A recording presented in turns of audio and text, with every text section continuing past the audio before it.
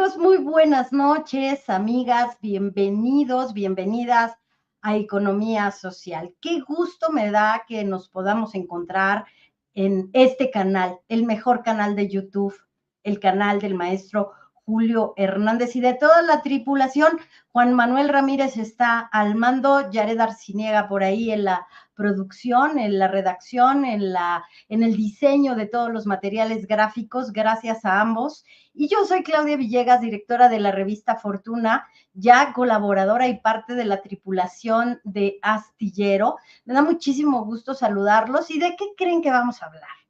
Bueno, pues de dos temas. Primero, un comentario rapidísimo sobre la reunión que hoy tuvieron más de 240 Chairman Executive Officers allá en Palacio Nacional, que me decía la querida Yared Arciniega que estuvo un poco dantesco porque adentro estaban los CEOs y afuera estaban los trabajadores del sector judicial. No sé si Yared tiene lista por ahí un PowerPoint que le pedí que preparáramos, sino más tarde vamos a platicar sobre un documento que se estuvo distribuyendo entre los CEOs sobre la reforma al Poder Judicial, tratando de explicar de qué iba, tratando de explicar, fíjense que uno de los párrafos que lo compartió mi amiga, a quien le mando un abrazo, Alicia Salgado, a través de la red X, en uno de los párrafos dice, y se hizo la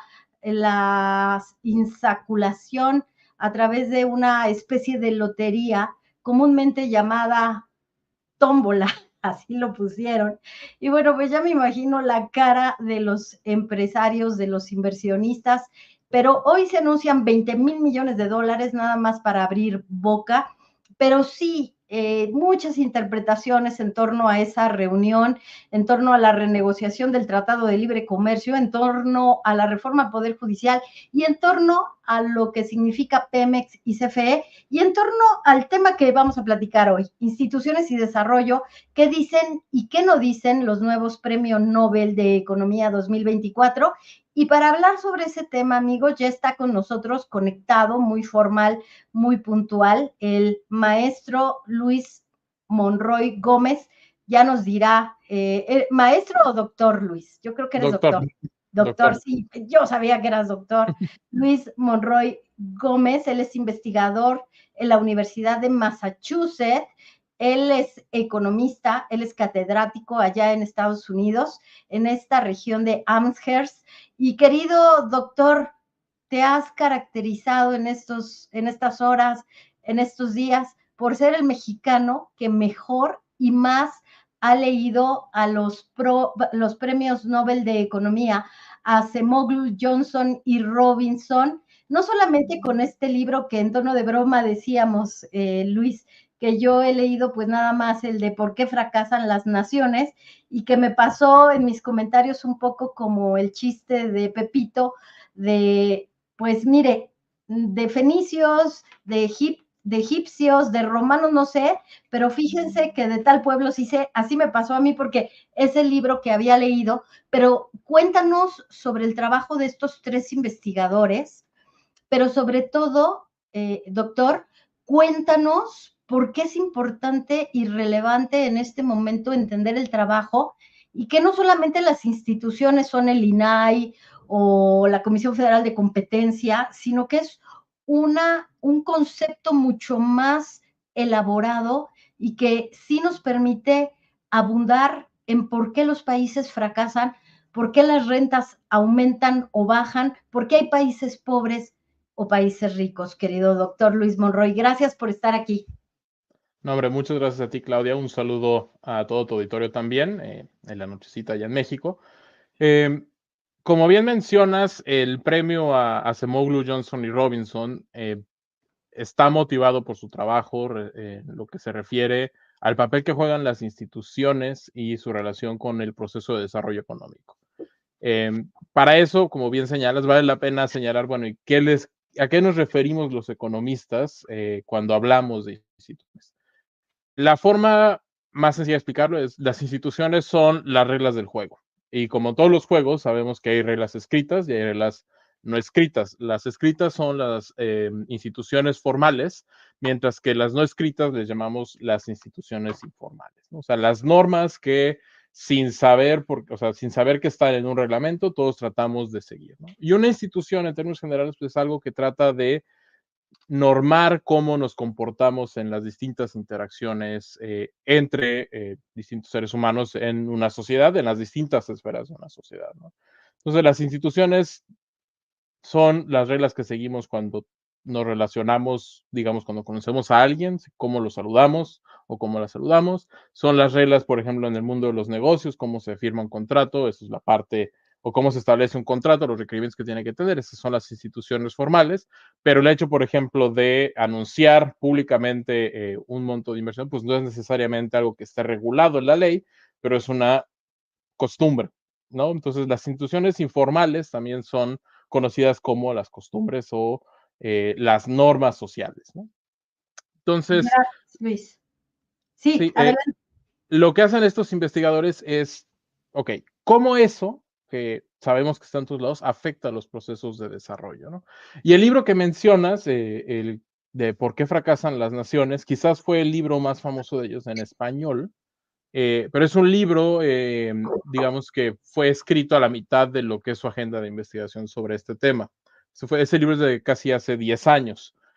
Y en ese libro ellos plantean que un factor determinante en el devenir institucional, llamémosle histórico de un país, pues tiene que ver con cuáles fueron las reglas del juego que se establecieron en un inicio, ¿no?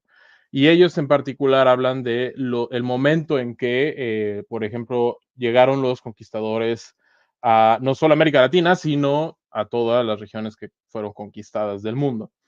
Y que algo que se observa es que hay variabilidad en el tipo de instituciones formales en particular, pero también en las informales que establecieron los conquistadores, ¿no? Ellos hablan de que mientras que en las colonias británicas las instituciones eran como más respetuosas y más equitativas en términos de tratar a todos los ciudadanos blancos como pares, y entonces les dieron el mismo derecho de propiedad, el mismo o derechos de propiedad similares, la misma posibilidad de recurrir a la ley para defenderlos.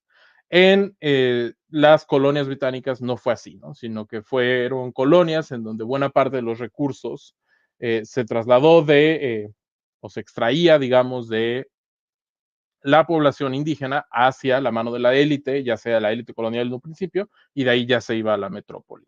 Ahora, algo que se les ha criticado mucho a estos tres premios Nobel es que su descripción, por ejemplo, del caso estadounidense, en ese libro en particular, es muy sencilla, ¿no? O sea, como que lo que nos queda faltando es, bueno, ¿y qué pasó con los esclavos, no? Y eso es algo que tratan de corregir en otras en trabajos futuros, señalando que sí, o sea, este mismo sistema de extracción de recursos de la mayoría de la población y concentración de una élite es lo que veo en el sur de Estados Unidos, es lo que hace la colonia británica en las colonias, la colonia británica en las colonias del Caribe, por ejemplo, ¿no? Y lo que ellos señalan es, bueno, pero eso cómo se relaciona con el presente, ¿no? Y es ahí cuando ellos hacen, o donde ellos hacen lo que para mí es su principal aporte, que es una teoría de cómo surgen y cómo cambian en el tiempo las instituciones. Ellos lo que nos dicen es, hay que poner atención en la distribución de poder económico en la sociedad, de poder económico y de poder político. Y lo que va a ocurrir es que las instituciones se van a acomodar al grupo que tenga un mayor poder económico, porque es el grupo que tiene un mayor poder de negociación. Por eso no quiere decir que esas instituciones ya estén fijas por siempre, ¿no? Lo que sí quiere decir es que vamos a observar mucha persistencia, que lo que vemos en un inicio tiende a permanecer y ser muy difícil de cambiar. Eh, ¿Cómo cambia? Bueno, cambia ya sea por cambios tecnológicos, cambia, digamos, si es una élite que depende de un cultivo, que hay una sequía, les quita poder, o una innovación tecnológica, como es, por ejemplo, un cambio en la tecnología, o lo que pasó en el caso mexicano con el Enequén, que se innovó en la tecnología, el Enequén dejó de ser rentable y las élites yucatecas perdieron el poder derivado de ese recurso y tuvieron que buscar otras formas de garantizar su persistencia como élites. Y es justo esa interacción entre tecnología, cambios sociales, desastres naturales, cambios institucionales, es decir, cuando la población que no tiene el acceso al poder se organiza para presionar, para hacer que las instituciones sean más inclusivas, es decir, que no concentren los recursos solamente en las manos de unos cuantos. Es ese proceso de interacción el que va moldeando la trayectoria de desarrollo de un país. Y digamos, lo que estos autores dicen es, si tú tienes que ese proceso lleva a instituciones más inclusivas de la población, es decir, que distribuya mejor los recursos a lo largo de la población, ese proceso de desarrollo va a ser más estable y vas a tener más crecimiento que cuando tienes instituciones que se encargan de extraer los recursos y concentrarlos en las manos de unos cuantos, ¿no? Esa es, digamos, su teoría y lo que ellos proponen como explicación de por qué un país crece y se desarrolla y otro no. Entonces, Luis, no solamente es el papel del Estado como regulador o como eje o como directriz de una economía. No es nada más hablar de instituciones, como decíamos, la Comisión Federal de Competencia, la Comisión Reguladora de Energía, porque ya sabes que inmediatamente quienes están criticando la desaparición de estos órganos autónomos, que son instituciones, inmediatamente dijeron, mira, cómo el premio Nobel nos está dando la razón, cuando la teoría mucho más entendida es esta que tú nos estás diciendo, cómo las instituciones extractivas están de alguna manera determinando niveles de igualdad o de desigualdad, ¿no, doctor? Justamente, o sea, cuando hablamos de instituciones, tenemos que tener en cuenta que no solo son las reglas del juego escritas, las que se construyen, que terminan deviniendo en un edificio que tiene una labor, ¿no? Esas son importantes y de hecho sí creo, o sea, que puedes tener instituciones formales, como estas que mencionas, que empujan para hacer más inclusivo el arreglo distributivo de la sociedad, ¿no? Como es el caso de comisiones de competencia, comisiones encargadas de la evaluación de la política pública, como es el Coneval, de transparencia, como es el INAI. Pero si tú a esas instituciones no les das la suficiente fuerza como para que puedan transformar las instituciones informales, como es, por ejemplo, el hecho de que pues, tengas a un multimillonario que pueda usar Twitter para básicamente movilizar apoyo político para bloquear que se le cobren impuestos, eh, se vuelve muy difícil que logres cambiar el arreglo distributivo, ¿no? Y hacer que la sociedad sea más incluyente. Entonces, sí puedes tener, o sea, lo que ellos dicen es, puedes tener cambios en las instituciones formales que lo hagan una sociedad más igualitaria, más equitativa, pero que el poder económico bloquee ese efecto, ¿no? Y eso es lo que ellos llaman una democracia capturada, que es, sí puedes tener que el poder político esté mejor distribuido vía elecciones, vía una mayor representatividad, pero al momento en que tratas de cambiar el arreglo en cómo se distribuyen los recursos, el poder económico logra desplegarse como poder político para bloquear esos cambios. Doctor, ¿cómo podrías describir la evolución de estos tres economistas y de su trabajo? Vamos a recordarle a la audiencia. Es Daron Acemoglu, Simon Johnson y James Robinson. Si tú pudieras desde 2012 hacernos una reseña de cómo va evolucionando su trabajo, desde ese libro que realmente a mí me pareció un libro sencillo, un libro de comparativo históricamente, de 2012 para esta fecha, ¿qué los hace ser acreedores al premio Nobel? Sí, esa es una muy buena pregunta. O sea, el libro de 2012 resume buena parte de la investigación que hicieron de 2001 a 2000, de 1999 a ese momento, ¿no? Y una de las críticas que se les hizo de ese libro en particular es que su definición de qué es una institución inclusiva se parece mucho a la definición de instituciones de Estados Unidos, ¿no? O sea, era como muy bueno, pero es que entonces entiendes a la protección de derechos de propiedad como se entiende en el caso estadounidense o a la democracia como se entiende en el caso estadounidense, ¿no? El problema de eso es que eso no te permite explicar por qué China crece, eso no te permite explicar por qué Corea del Sur se desarrolló. O sea, Corea del Sur, hay que recordarlo, fue una dictadura militar buena parte de la segunda mitad del siglo XX, de 1960 a 1990, cuando ocurre el milagro, ¿no? Mismo caso con Vietnam, mismo caso con Taiwán. Entonces, todos estos casos van un poco votando lo que no, o sea, el argumento empírico de que necesitas instituciones exactamente como las de Estados Unidos para desarrollar. Y lo que sigue en la trayectoria intelectual de estos tres autores, hay que mencionar algo, Robinson no es economista, es politólogo. Y eso hace que justo la teoría tenga como esta vertiente más detallada de cómo cambian las instituciones. Y justo ellos buscan, bueno, entonces, ¿cómo explicamos esta relación o qué ocurre en estas sociedades en donde no tienes necesariamente un régimen democrático, pero sí tienes mucho crecimiento y tienes una ampliación en ese sentido de la calidad de vida de las personas, ¿no? Uno de sus críticos más importantes, que justamente señala que estos autores no pueden explicar China, les dice, es que las instituciones que tú requieres para crear un mercado no son las mismas que requieres para mantenerlo, ¿no? O sea, las instituciones cambian, las instituciones pro desarrollo cambian dependiendo del momento de la historia y del desarrollo en el que estás.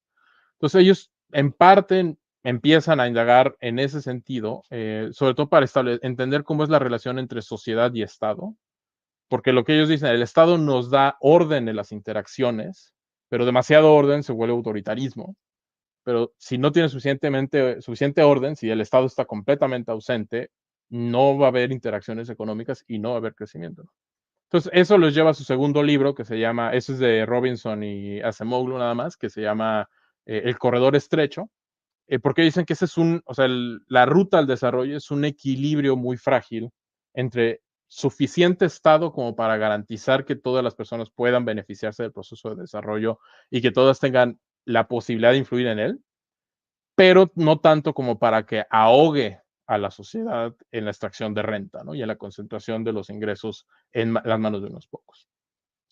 Eso fue alrededor de 2017, 2018. Y posteriormente, el año pasado, este año, de hecho, justo salió un nuevo libro de Acemoglu y de Johnson, que se llama El poder y el progreso, que ellos se enfocan primordialmente en cómo la evolución de la tecnología ha cambiado la distribución de poder en la sociedad, ¿no? Porque uno de los temas en los que se ha enfocado últimamente, particularmente Daron Acemoglu, es la transformación del mercado laboral que ha ocurrido gracias o que está ocurriendo gracias a la automatización y a la incorporación de las inteligencias artificiales. De hecho, probablemente Daron Acemoglu vuelva a ganar el premio Nobel. O sea, no me extrañaría en lo más mínimo que gane otra vez por sus contribuciones a cómo entendemos el mercado laboral. Y ellos justamente, de nuevo, enfatizando el papel de las instituciones, te dicen, el desarrollo tecnológico no es algo que caiga del cielo, así de la iluminación, no es la manzana cayéndole a Newton, ¿no? Para descubrir la gravedad, sino que en gran escala es un proceso de múltiples instituciones y de múltiples decisiones que al final del día sí podemos elegir el tipo de tecnología que tenemos. Y algo que ha enfatizado cada vez más Acemoglu y Johnson es, ahorita estamos en un momento histórico en donde tenemos que elegir qué tipo de revolución industrial tenemos en términos de la inteligencia artificial. Si queremos una en donde la mayor parte del trabajo la hagan las máquinas, pero sin ninguna compensación para las personas, o una en donde la persona se vea complementada con la máquina, ¿no?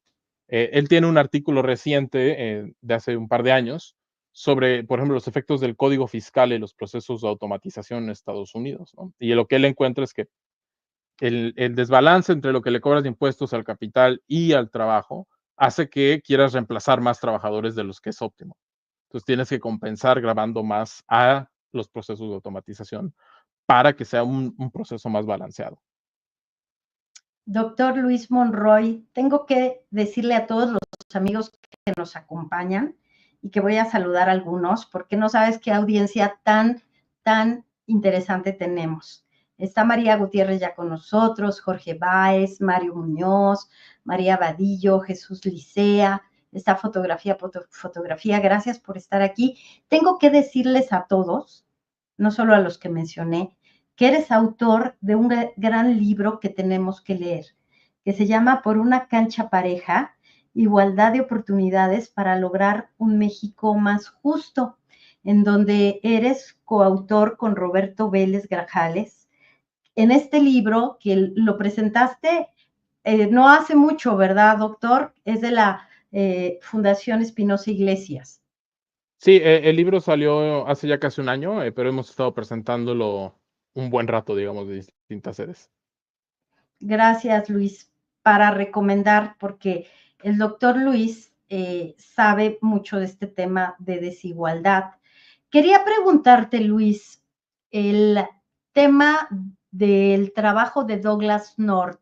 ¿Tú Ujú, estarías de acuerdo que este premio Nobel que se entregó en 1993, en donde dice que las instituciones son modelos mentales sobre ujú. cómo funciona el mundo y que los políticos que están observando cómo crear instituciones sobre bases ideológicas que son imperfectas y que al final no logran maximizar las expectativas y que mientras los empresarios creerán que esos cambios institucionales, esa generación de instituciones ideológicas con resultados imperfectos, pueden beneficiarlos o pueden perjudicarlos y que entonces buscarán de intervenir en la política.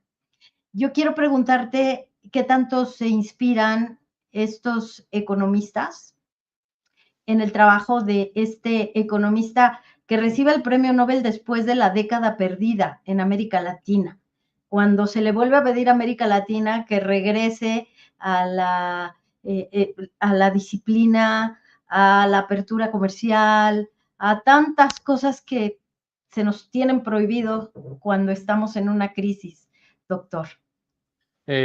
Sí, o sea, justamente Acemoglu, Johnson y Robinson son herederos directos de Douglas North, ¿no? Algo que tienen también en común con Douglas North es que Douglas North, si bien se le da el premio Nobel por su trabajo de instituciones, fue alguien que puso en el centro a la historia como parte de los recursos que un economista puede utilizar para aprender, ¿no?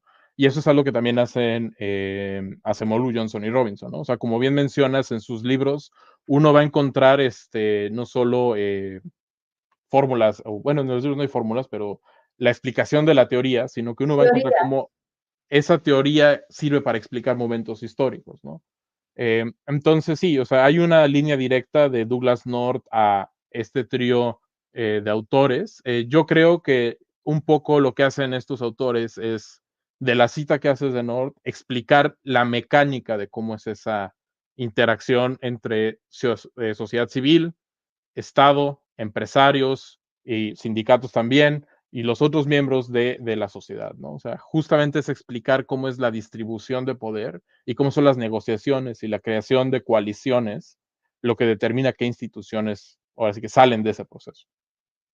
Gracias, doctor. Y hablando un poquito de otros autores, esto que nos explicabas de la evolución de la tecnología, por acá nos pregunta Mario Alberto Rebolledo si, de acuerdo con los autores del Premio Nobel 2024, la tecnología seguirá desplazando a la mano de obra. Y yo ahí sumaría un poco, porque Schumpeter habla de la destrucción creativa del capitalismo como un Ujú. proceso de mutación industrial que incesantemente revoluciona las estructuras económicas desde dentro, destruyendo a las viejas y creando a las nuevas, lo cual me parece muy bien.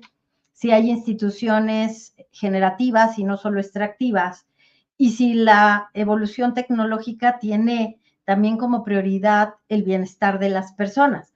Pero ¿qué pasa cuando esta destrucción creativa nos deja a un lado, como la inteligencia artificial, doctor? Justamente ese es el tema de su nuevo libro, se llama Poder y Progreso, Uh porque ellos -huh. justamente lo que dicen es, lo que va a determinar los efectos de la tecnología es la distribución de poder. O sea, si tú tienes que el poder está concentrado, tienes altísimos niveles de desigualdad, las innovaciones tecnológicas van a ir para beneficiar a quienes tienen esa capacidad de influir, ¿no? Entonces, si tienes los niveles de concentración del ingreso, de tal forma que el ingreso del capital sea la mayor parte del producto, pues hay un incentivo para que siga representando trabajo, porque al final del día le estás bajando los costos y estás incrementando la riqueza, el ingreso que se obtiene de tener los medios de producción, digamos. Entonces ellos son muy enfáticos en eso, en que no es que haya como una ruta de el progreso técnico va a llevar necesariamente al camino en donde todos vamos a estar trabajando para que ChatGPT nos haga dibujos, sino lo que ellos dicen es, tenemos que elegir qué tipo de progreso técnico tenemos, ¿no? O sea, no hay que pensar al progreso tecnológico, a este proceso de destrucción creativa como un proceso que ocurre de forma natural sin ninguna capacidad de influir sobre él, sino que justamente tenemos que tomar las riendas de ese proceso para que beneficie a la mayoría y no solo a la minoría que tiene la mayor parte del poder. Gracias, doctor. Nos estamos adelantando entonces a lo que tú crees que puede ser otro premio Nobel, hablando de un tema de súper avanzada, porque en este primer libro de 2012, bueno, en este libro que muchos leímos y que creo que es apenas la punta del iceberg, hay un capítulo en donde se compara a Bill Gates con una institución generativa en donde Ujú. recibió apoyos de desarrollo tecnológico en Estados Unidos y cómo ese desarrollo tecnológico, o sea, realmente impulsó que se integraran millones de estadounidenses en una revolución tecnológica en Estados Unidos. De eso habla este libro de por qué fracasan las naciones. Y por el otro lado, creo que hasta el periodo, porque uno de ellos es historiador, ¿no? Sí, Robinson. Robinson es historiador, y entonces hacen un paralelismo ahí de momentos cuando Carlos Slim compra Telmex y cómo ese proceso es diferente, porque es una extracción de valor, es una privatización de un monopolio que restó renta a los mexicanos, porque hubo ahí algo diferente a lo que pasó con Estados Unidos. ¿Tú crees que desde esa comparación ellos ya avisoraban que la revolución iba a ser la tecnológica y que eso iba a generar o no iba a generar desarrollo? Fíjate que esa es una muy buena pregunta. O sea, ellos tienen varios trabajos sobre el pasado, no sobre la revolución tecnológica de que estaba ocurriendo en ese momento, pero sí tienen, por ejemplo, artículos sobre qué pasó cuando se incorporó o analizan casos como innovaciones tecnológicas del siglo XIX, ¿no? Y cómo eso cambió la distribución de poder en la sociedad, ¿no? Un caso muy conocido por los historiadores y que ellos lo explican un poco también, es cómo se volvió rentable la esclavitud, porque la esclavitud no era rentable, a finales del siglo XVIII. O sea, antes de esa época, el único cultivo que se podía, utilizar, con métodos esclavistas era el azúcar y el, tabaco. Y cuando esos 2 mercados colapsan, los esclavistas de Estados Unidos dicen: "¿Qué sembramos?". Y es cuando ocurre una innovación tecnológica que hace rentable, de hecho, hacer la pizca de algodón. La pizca de algodón solo es rentable a escala masiva a partir de que se inventa, la trilladora de algodón para poder sacar el material, ¿no? Entonces, ellos siempre han estado como muy conscientes de, ojo con el tipo de o sea, ojo como, por un lado, con los efectos inesperados de las innovaciones tecnológicas. O sea, cuando ocurre esta innovación tecnológica, pues no en un efecto esperado el hecho de acabas de volver rentable explotar seres humanos. No, no es como lo primero que piensas. Pero por otra parte es también, ojo, porque podemos influir en la dirección que toman, ¿no? O sea, que a esa invención le siguiera el uso intensivo de la esclavitud como tecnología productiva, no es algo natural. O sea, no es algo que necesariamente iba a ocurrir, sino fue una decisión de, pues el grupo que tiene más poder en el sur de Estados Unidos pudo utilizar ese poder para forzar a hombres, mujeres y niños a trabajar como esclavos, ¿no? Entonces sí, o sea, creo que ellos sí tienen como esta sensibilidad histórica de notar como ese tipo de procesos. De hecho, uno de los artículos, de Acemoglu más recientes, otra cosa que hay que decir, Acemoglu es quizás el economista más productivo, profesional de todos los que conocemos. O sea, entre mayo y octubre ha escrito o publicado 7 artículos nuevos, completamente innovadores. Entonces, es un tipo brillante. Em, Uno de esos más recientes es pensar a la revolución industrial y el papel que tuvo en las condiciones de vida de los trabajadores ¿Y qué podemos aprender de ese proceso para entender la revolución industrial de hoy, de la integración de la inteligencia artificial?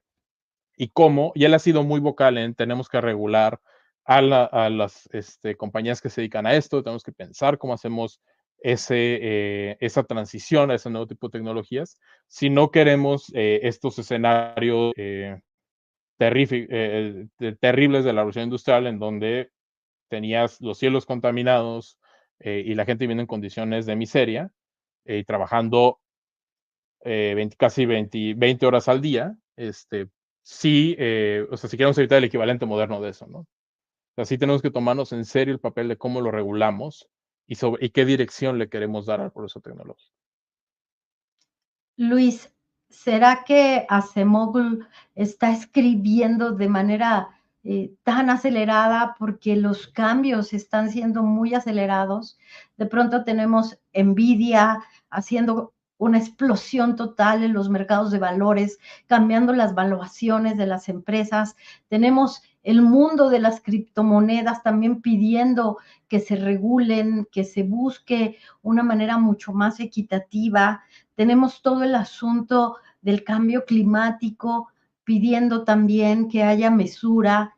Y de verdad, Luis, te felicito por haber dado todo este seguimiento tan interesante a este grupo de economistas. Digo, yo me puse feliz porque había leído un libro cuando te empecé a leer en redes sociales, que habías leído toda la obra, pues me sentí un poco ridícula, pero dije, lo tengo que invitar y tenemos que platicar con él.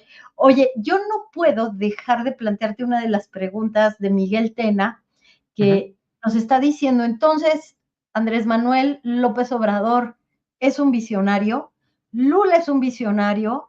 ¿Qué está pasando con estos movimientos políticos que se están revelando de alguna manera y que han estado cambiando las reglas del juego? Y por el otro lado, a ver si ahora sí digo bien el nombre, Mariana Mazzucato de Misión M o Ujú. Misión Gobierno y autora del Estado Emprendedor, también nos habla. Fíjate, casualmente dicen que ella podría ser el próximo premio Nobel, pero ella no es economista, ella tiene un doctorado honoris causa, tiene una gran actividad en un instituto de innovación gubernamental y nos habla de un nuevo pacto social. Y entonces yo quisiera preguntarte, ¿qué dice Acemoglu del contrato social de Rousseau? Ya no tenemos que Ujú. hablar de ese contrato social ya se quedó en las páginas de los libros de la secundaria.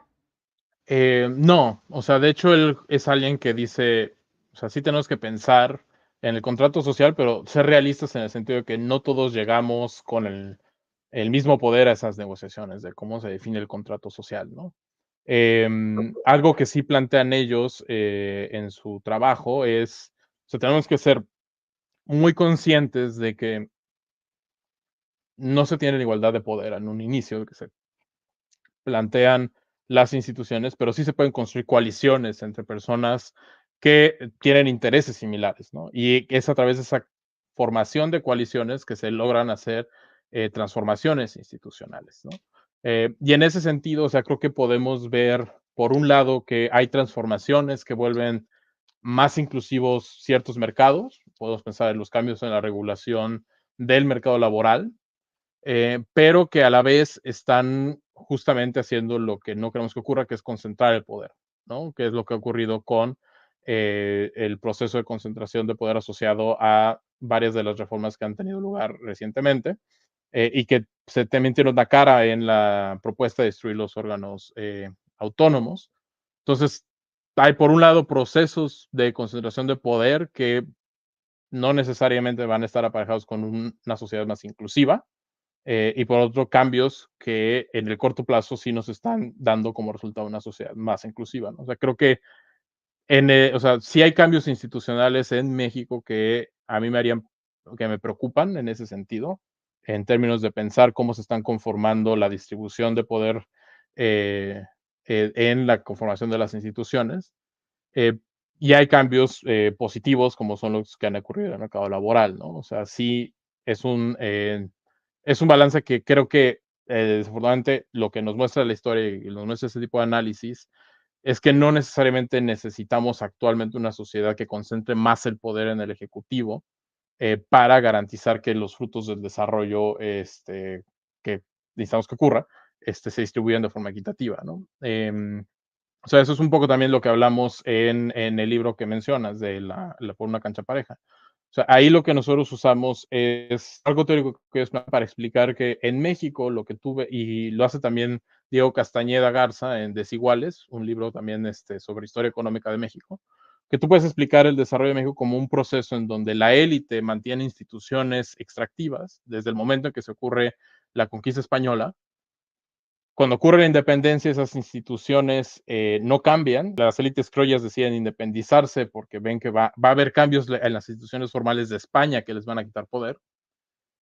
Y lo que vas viendo es que, salvo la revolución de 1910, que sí amplía la coalición que llega al poder, hay un cerco a las instituciones, hay un cerco a qué tan distributivas son las instituciones y qué tan incluyentes son en ese sentido, ¿no? Y en ese sentido, los momentos de cambio institucional son particularmente importantes porque pueden llevarte a escenarios de mayor igualdad o de mayor concentración del poder, sin necesariamente estar aparejados con lo que vimos en el sureste asiático históricamente, que fueron procesos sí de concentración del poder político, pero de crecimiento acelerado porque hubo expansión en quien tenía capacidad y acceso a la capacidad productiva. Y en esos casos, por ejemplo, Vietnam, Ujú. mencionabas Taiwán, pues también todos los tigres asiáticos. En esos casos, no hemos hablado de este factor que es la democracia, Ujú. la fortaleza institucional, pero a través de procesos democráticos. En estos casos, ¿cuál fue la relación con los poderes fácticos, con los empresarios? Por ejemplo, en el caso de Corea, como se crearon fue empresas que recibían mucho apoyo por parte del Estado, pero que se les Es, ponía a competir en los mercados globales, y las que sobrevivían, pues seguían recibiendo el apoyo del Estado, y las que no, pues se les pues quebraban básicamente, ¿no? Pero además hubo, previo a eso, un proceso de reforma agraria un poco, más bien diferente al que ocurrió en América Latina, en el sentido de que si bien se redistribuyó la propiedad de la tierra, hubo un esfuerzo por que fuera para fines de industrialización, no nada más para que se mantuviera. Y eso permitió que pues, los trabajadores, o sea, que los trabajadores tuvieran riqueza con el cual pudieran hacer inversiones y participar en las actividades económicas, ¿no? Pero sí fue procesos de desarrollo dirigidos un poco de arriba hacia abajo, en donde el papel que jugaba el mercado internacional era el de permitir a unas industrias crecer y a otras ¿no? Porque pues, la competencia sacaba del mercado a las empresas que no eran lo suficientemente eficientes, ¿no? O sea, sí es un modelo de desarrollo distinto al que vemos en el caso de otros países, en términos de, pues no es necesariamente una inclusión política, o por lo menos no como la entendemos en América, tanto del norte como del sur y Europa, y África, yo diría, sino es más bien otro modelo de participación a través de la propia empresa, ¿no? O sea, a partir de una negociación sectorial, por ejemplo, y de empresas que tanto están presentes como en una industria, como en la parte financiera, como en otra industria que está vinculada. Entonces, es un modelo de desarrollo que es interesante en sí mismo, como una alternativa, pero que sí, o sea, lo que ha mostrado la historia un poco es que este tipo de desarrollo te permite como pasar de ser un país en pobreza extrema a un país de ingreso medio, ingreso alto. Y es en ese momento en donde lo que se parece volverse crucial un poco es qué tanto apertura en las instituciones políticas tienes para procesar los diferendos, para evitar que colapse ese proceso de desarrollo, ¿no? Eso es un poco eh, la lección que se obtiene del caso coreano, o es la interpretación que estos autores hacen del caso coreano, que se democratiza en los 90 y que a partir de ahí como que entra en una fase de desarrollo más equitativo, No sabemos si va a pasar en China. O sea, China es un país que lleva creciendo aceleradamente a tasas de, en promedio, 8% ya casi 3 décadas. No es trivial, pues, pero sigue estando por debajo del ingreso mediano global, ¿no? Entonces, ya va por convertirse en un país de clase media a nivel global, pero todavía no está tan ahí, ¿no? Y veremos si es sostenible un modelo sumamente autoritario, ya cuando entras a una fase del desarrollo mucho más compleja, como es a partir de ese momento el proceso de crecimiento. En cambio, Taiwán, doctor, sí, renta media, desarrollo, también marcado por esta participación del Estado con las empresas, ¿no? Comprando patentes en asociación, impulsando sectores estratégicos que hoy los ha llevado a convertirse en el granero de los semiconductores, que es muy interesante el modelo de desarrollo. Y acá nos pregunta Ángel Cedillo que también cómo se puede explicar el caso de Singapur, que creo que se parece un poco a lo que comentabas, ¿no? De Corea. Sí, o sea, casi todos los países del sureste asiático tienen una historia similar en el sentido de en la mitad del siglo XX, que es del 50 al 90, son países con gobiernos autoritarios o de partido único o de partido dominante, en donde el Estado tiene una participación muy agresiva en la economía, pero que mantiene, o sea, ya sea, por ejemplo, en el caso, si no mal recuerdo, es Singapur, que es el estado el que es dueño de toda la tierra, o sea, uno le renta al estado, o casos como el coreano, en donde tienes una reforma agraria que permitió hacer que la distribución de la riqueza fuera más equitativa, donde justamente eso hace que ese patrón de crecimiento se distribuya un poco mejor y que no se colapse sobre sí mismo, como le pasó, por ejemplo, a toda América Latina como bien mencionabas, en la década perdida. Em, y justo el momento en donde llega hacia finales del siglo XX, que es este siguiente salto, casi todos los países atraviesan por una ola de democratizaciones, en donde se tiene que dar un proceso de apertura, que más personas participen en esa toma de decisiones sobre qué dirección ir, ¿no? Y justamente eso se ocurre porque al interior de esos países los grupos excluidos empiezan a decir, bueno, oye, cierto error, una voz dentro de esta toma de decisiones, y eso les permite juntar suficiente poder para forzar la mano a los grupos que estaban en la cabeza, a ampliar el acceso a la toma de decisiones, ¿no? Em, Eso sin cambiar quizás el funcionamiento de ciertos mercados en la economía, ni el papel que el Estado tiene en ciertos sectores, ¿no? Como es el caso de Singapur. Fíjate, doctor, que queremos volverte a invitar. Lo acabamos de decidir aquí en Economía Social, porque nos gustaría que analizáramos a la luz de estas teorías el caso mexicano. Si podemos pensar en qué modelo, porque ya sabes que acá están, no, pero es que nos vamos a volver Venezuela, pero es que disfruten lo votado, pero hay visos de que el modelo está cambiando, doctor. Con eso me gustaría dejar abierta la posibilidad de platicar contigo. Mira, yo soy muy escéptico de eso, y te voy a decir por qué. Porque es difícil pensar un cambio hacia instituciones más inclusivas cuando no estás proponiendo sobre la mesa cambiar el pacto fiscal. O sea, sí podemos pensar en que los cambios en el mercado laboral balancearon un poco la distribución de poder económico, pero sigue estando completamente desbalanceada. O sea, estamos hablando de que el 60% de lo que se produce en el país anualmente se va al capital y el 65% al capital, el 35% al trabajo. Y tú no estás poniendo sobre la mesa que necesitas cambiar eso vía el papel del Estado, ¿no?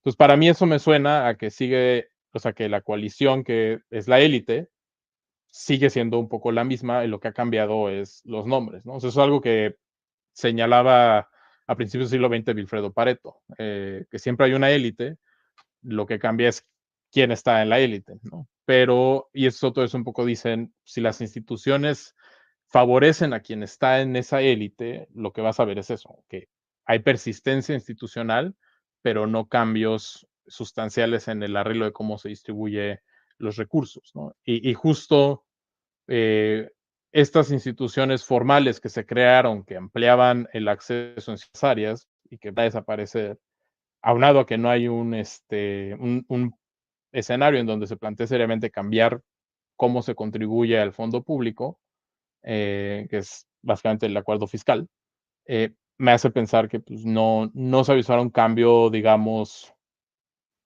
un cambio verdadero en ese sentido. Doctor Luis Monroy Gómez Franco, autor de Por una cancha pareja. Hoy es el cumpleaños de Diego Castañeda, a quien invitamos a platicar hace algunos días, autor de Desiguales, como lo mencionabas, y coincide contigo. Coincide en que mientras más nos tardemos en una verdadera revolución fiscal, en donde se tenga un cobro progresivo de impuestos que no solamente graben al trabajo, sino también al capital. Y hablábamos en aquella vez él es historiador, economista historiador, hablábamos del impuesto a las herencias, que por ahí lo mandaron a un cajón en medio de un acuerdo de estas élites. Yo estoy de acuerdo contigo, yo estoy de acuerdo con Diego, y vamos a seguir hablando. Y me gustaría nada más, mira, ya lo tiene aquí producción, muy bonito, Por una cancha pareja, igualdad de oportunidades para lograr un México más justo, Roberto Vélez y Luis Monroy Gómez Franco. Felicidades por tu trabajo, doctor. Gracias por aceptar platicar. Y bueno, pues nada más agradecerte. Y una pregunta, me robo 2 minutitos más, Con si gusto. te parece. ¿Qué pasó en los últimos 10 años, 15, que tenemos una maravillosa pléyade de jóvenes economistas preocupados por el tema de la desigualdad? Cuando ustedes llegan a las escuelas de economía, de muchas escuelas del país, ya no querían leer sobre el neoliberalismo, ya no querían leer sobre las típicas teorías de Milton Friedman de la Universidad de Chicago. ¿Cómo ves tú la generación a la que perteneces? Somos la generación, en su gran mayoría, que empezamos a estudiar durante la crisis de 2008.